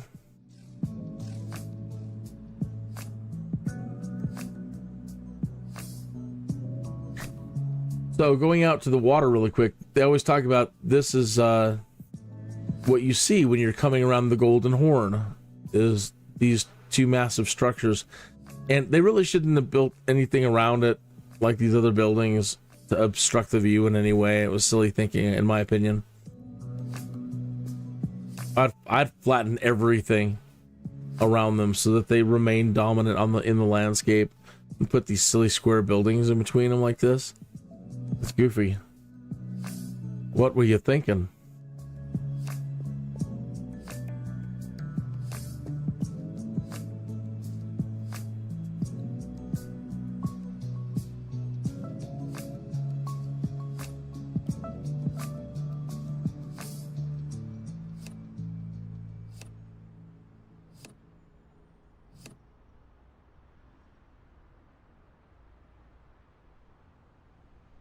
All right, so if you forgot what she said about where we're at, let's do that again real quick. Sultan Ahmed Mosque, also known as the Blue Mosque, is an Ottoman-era Friday mosque. But they don't have very many blue tiles that I see. A functioning mosque, it also attracts large numbers of tourist visitors. It was constructed between 1609 and 1616 during the rule of Ahmed. Its Kulliye contains Ahmed's tomb, a madrasa, and a hospice. Hand-painted blue tiles adorn the mosque's interior walls. Oh, interior. The mosque is bathed in blue as lights frame the mosque's 5 main domes, 6 minarets and 8 secondary domes. It sits next to the Hagia Sophia, the principal mosque of Istanbul until the Blue Mosque's construction, and another popular tourist site.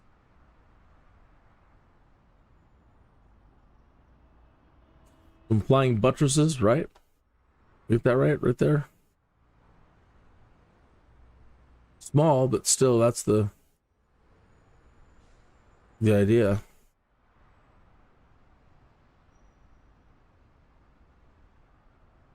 All right, now let's go to the one next door.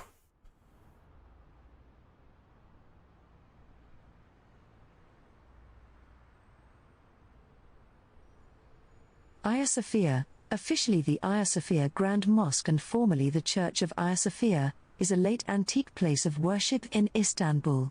Built in 537 as the Patriarchal Cathedral of the imperial capital of Constantinople, it was the largest Christian church of the Eastern Roman Empire and the Eastern Orthodox Church, except during the Latin Empire from 1204 to 1261, when it became the city's Roman Catholic cathedral. In 1453, after the fall of Constantinople to the Ottoman Empire, it was converted into a mosque. In 1935, the secular Turkish Republic established it as a museum. In 2020, it reopened as a mosque. Built by the Eastern Roman Emperor Justinian I as the Christian Cathedral of Constantinople for the State Church of the Roman Empire between 532 and 537, the church was then the world's largest interior space and among the first to employ a fully pendentive dome. It is considered the epitome of Byzantine architecture and is said to have changed the history of architecture. The building was designed by the Greek geometers Isidore of Miletus and Anthemius of Tralles.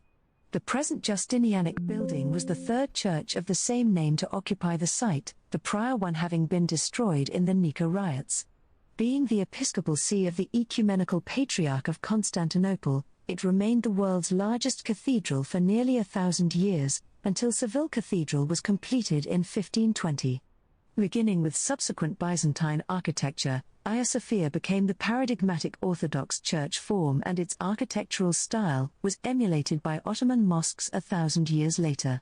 It has been described as holding a unique position in the Christian world, an architectural and cultural icon of Byzantine and Eastern Orthodox civilization. The church was dedicated to the Holy Wisdom, the Logos, the second person of the Trinity. Its patronal feast falls on the 25th of December, the commemoration of the incarnation of the Logos in Christ. Sophia is the Latin transliteration of the Greek word for wisdom and, although sometimes referred to as Sancta Sophia, Saint Sophia, it is not connected with Sophia the martyr. The center of the Eastern Orthodox Church for nearly 1,000 years, the building witnessed the excommunication of Patriarch Michael I Cerularius, officially delivered by Humbert of Silva Candida, the papal envoy of Pope Leo IX in 1054, an act that is commonly considered the start of the East-West Schism. In 1204, it was converted by the Fourth Crusaders to a Roman Catholic cathedral under the Latin Empire, before being restored to the Eastern Orthodox Church upon the return of the Byzantine Empire in 1261. The Doge of Venice who led the Fourth Crusade and the 1204 sack of Constantinople, Enrico Dandolo, was buried in the church. After the fall of Constantinople to the Ottoman Empire in 1453, it was converted to a mosque by Mehmed the Conqueror. The Patriarchate moved to the Church of the Holy Apostles, which became the city's cathedral. Although some parts of the city had fallen into disrepair, the cathedral had been maintained with funds set aside for this purpose, and the Christian cathedral made a strong impression on the new Ottoman rulers who conceived its conversion. The bells, altar, iconostasis, ambo and baptistry were removed and relics destroyed. The mosaics depicting Jesus, his mother Mary, Christian saints, and angels were eventually destroyed or plastered over. Islamic architectural features were added, such as a minbar, 4 minarets, and a mihrab, a niche indicating the direction of prayer. From its initial conversion until the construction in 1616 of the nearby Sultan Ahmed Mosque, aka the Blue Mosque, it was the principal mosque of Istanbul. The Byzantine architecture of the Hagia Sophia served as inspiration for many other religious buildings, from the Hagia Sophia, Thessaloniki and Panagia Ekatontepoliani to the Blue Mosque, the Said Mosque, the Suleymaniye Mosque, the Rustem Pasha Mosque and the Kles Ali Pasha Complex. The complex remained a mosque until 1931, when it was closed to the public for 4 years. It was reopened in 1935 as a museum by the Secular Republic of Turkey. According to data released by the Ministry of Culture and Tourism, Hagia Sophia was Turkey's most visited tourist attraction in 2015 and 2019. In early July 2020, the Council of State annulled the Cabinet's 1934 decision to establish the museum, revoking the monument status, and a subsequent decree by Turkish President Recep Tayyip Erdogan ordered the reclassification of Hagia Sophia as a mosque. The 1934 decree was ruled to be unlawful under both Ottoman and Turkish law, as Hagia Sophia's Wakf, endowed by Sultan Mehmed, had designated the site a mosque. Proponents of the decision argued the Hagia Sophia was the personal property of the Sultan. This redesignation is controversial, invoking condemnation from the Turkish opposition, UNESCO, the World Council of Churches, the International Association of Byzantine Studies, and many international leaders. Pretty darn impressive.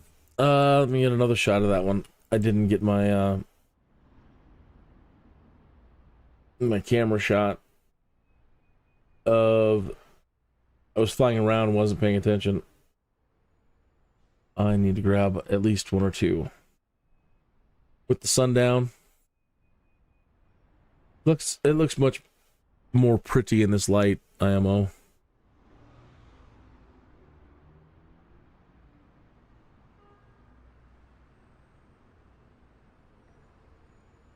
Like, you think yours is pretty, let us show you what we can do. I don't care if they're competing architectures, styles. It's very pretty.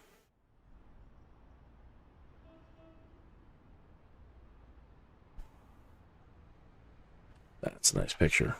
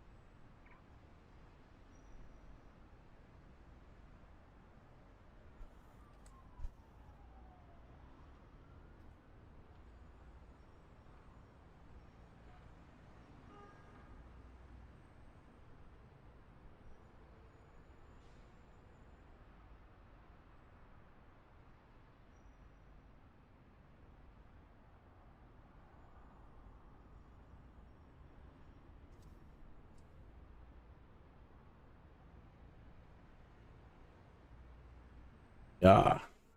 Kind of looks scary from that point of view.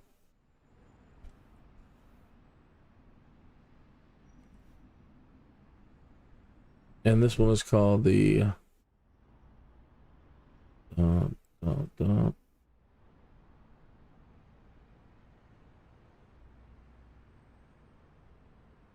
Sultan Ahmed Mosque.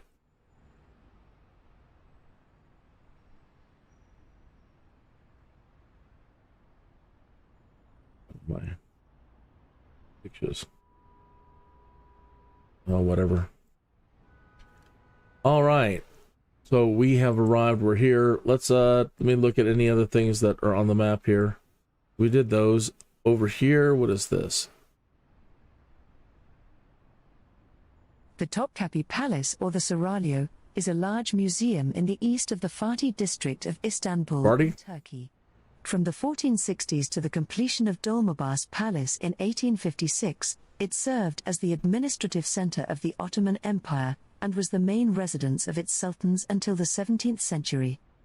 Construction, ordered by the Sultan Mehmed the Conqueror, began in 1459, 6 years after the conquest of Constantinople. Topkapi was originally called the New Palace to distinguish it from the Old Palace in Beyazıt Square. It was given the name Topkapi, meaning Cannon Gate, in the 19th century. Cannon Gate. The complex expanded over the centuries, with major renovations after the 1509 earthquake and the 1665 fire. The palace complex consists of 4 main courtyards and many smaller buildings.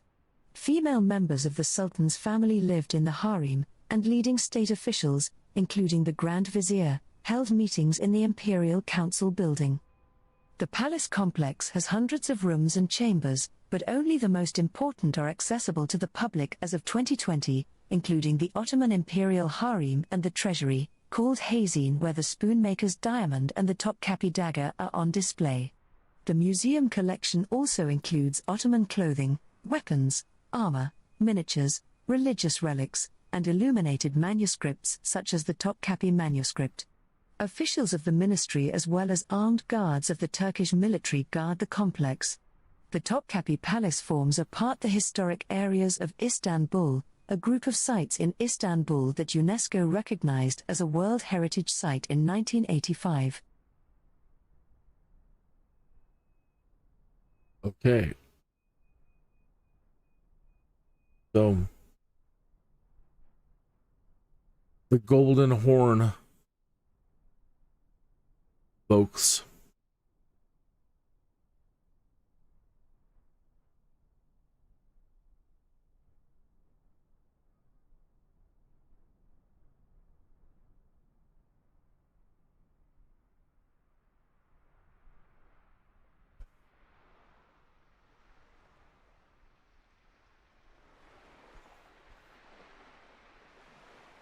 This is usually the way I remember seeing it in photographs.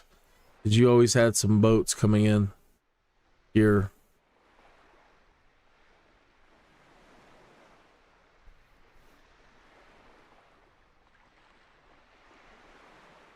As a matter of fact, just like this. But there wasn't those ugly buildings in the way.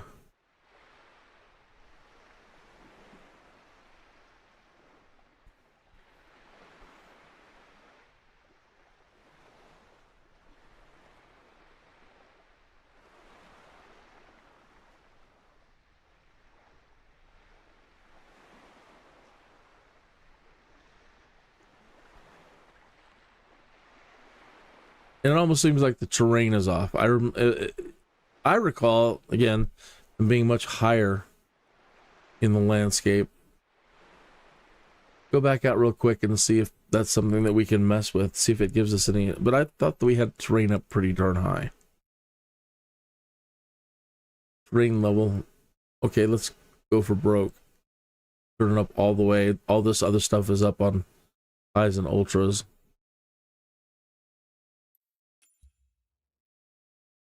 Let's see what she does. No, not really. Didn't get any noticeable terrain elevation changes.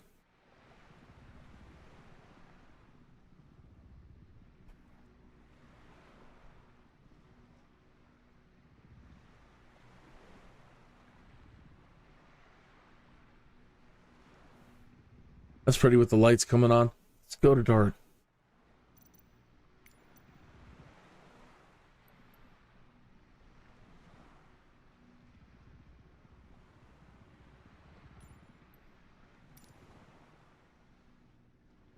They don't have the blue lights.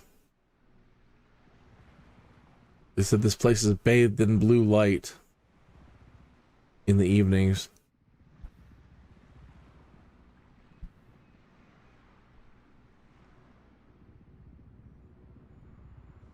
They've got some lights going on over here at the Hajj.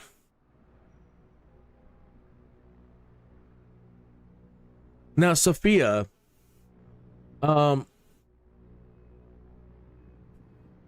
in Catholicism, it's a little bit different than what she explained. At least in Gnostic stuff.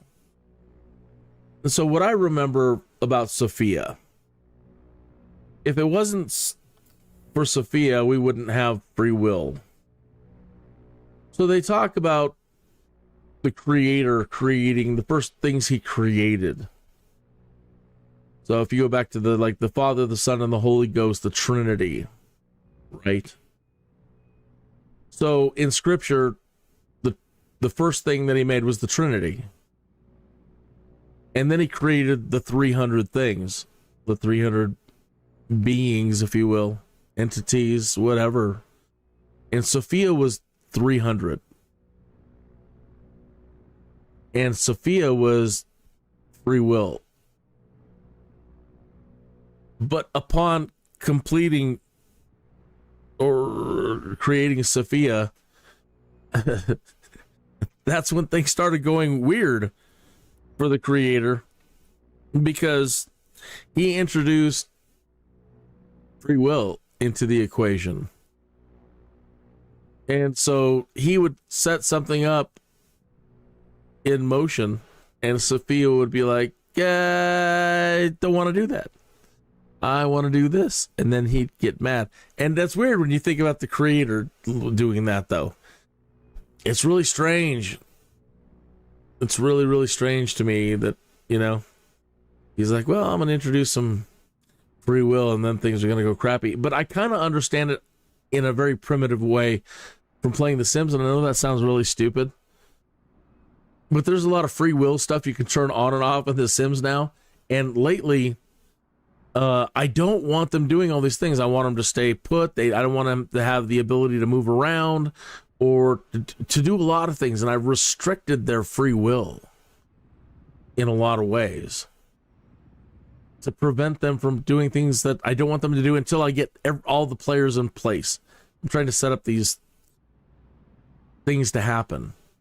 And I can't have things happen or try to happen the way I want them to happen and roll out with them having free will, too much free will early on.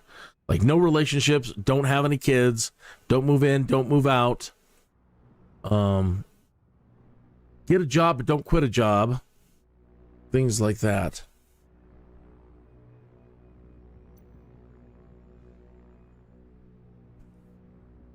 All right, so tomorrow, what is today? Okay, so we're at 3 o'clock. It's time for me to wrap it up. Actually, how far are we away from Hellespont? So if we look over here now, you can see how Alexander and his troops could have come through here, and probably did. Some of the armies probably did come through here, but you could make your way into this part of the world through this stretch of land here. There's the Black Sea right out here. But Alexander took a shortcut, and he came down through here, and he crossed at these points or along here in this area here. This is called the Hellespont, and he was making his way to Troy.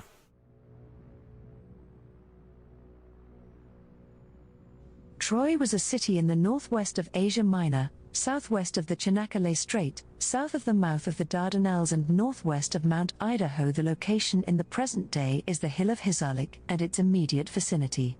In modern scholarly nomenclature, the ridge of Troy borders the plain of Troy, flat agricultural land, which conducts the lower Scamander River to the strait.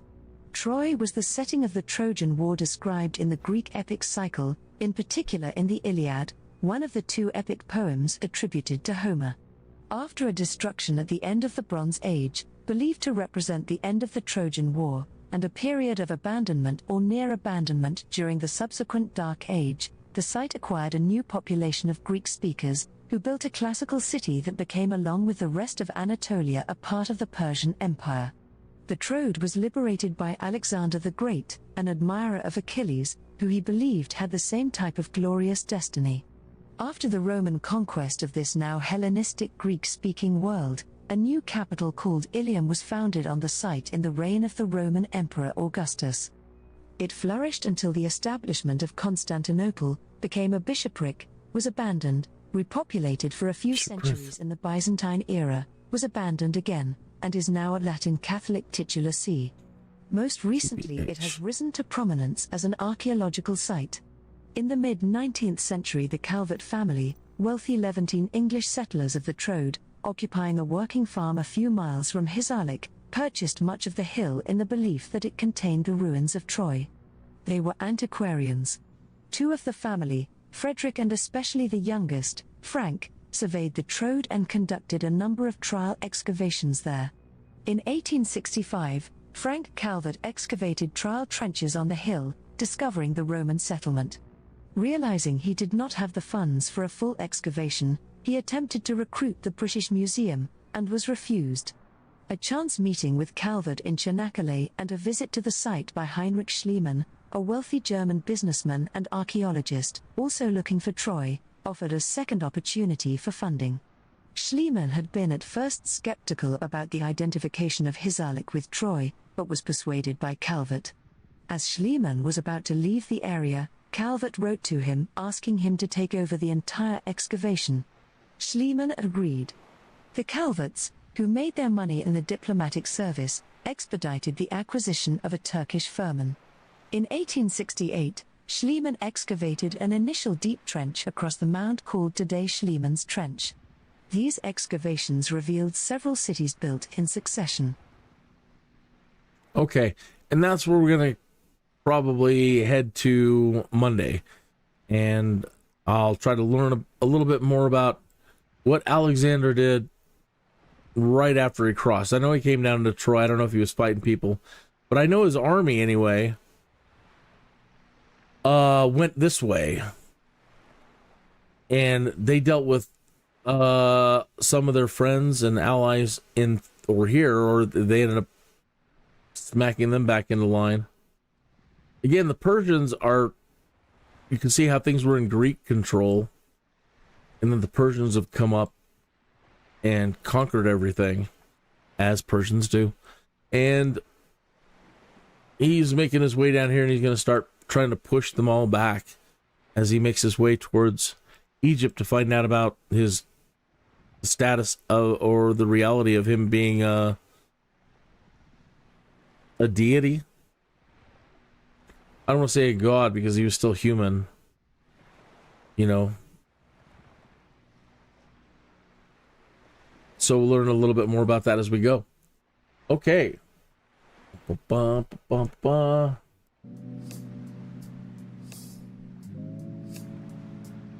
Yeah, right at 3 o'clock, so...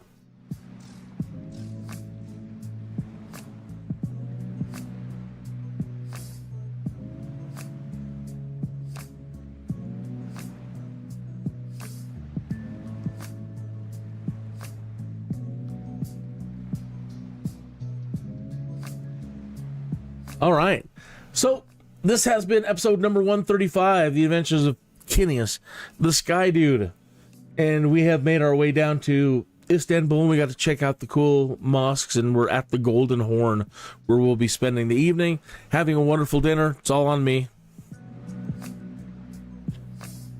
And I have no idea.